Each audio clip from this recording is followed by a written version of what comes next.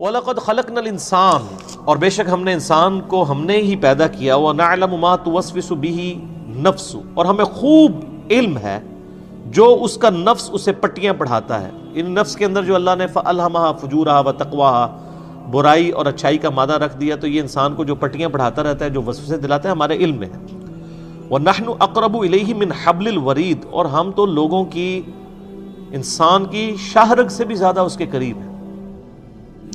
اللہ تعالیٰ ہماری شاہرگ سے بھی قریب ہے، حتیٰ کہ سورۃ المجادلہ میں آتا ہے کہ تم 3 نہیں ہوتے، چوتھا خدا تمہارے ساتھ ہوتا ہے، تم 5 نہیں ہوتے، چھٹا خدا تمہارے ساتھ ہوتا ہے، نہ اس سے کم نہ زیادہ، تم جہاں کہیں بھی ہو۔ وَهُوَ مَعَهُمْ أَيْنَمَا كَانُوا، اور سورۃ الحدید میں ہے وَهُوَ مَعَكُمْ أَيْنَمَا كُنْتُمْ، تم جہاں کہیں بھی ہو خدا تمہارے ساتھ ہوتا ہے۔ الرحمن علی العرش استوى، رحمان اپنے عرش میں مستوی ہے، لیکن اس کی قدرت اتنی کامل ہے کہ وہ ہمارے ساتھ بھی ہے جیسا کہ اس کی شان کے لائق۔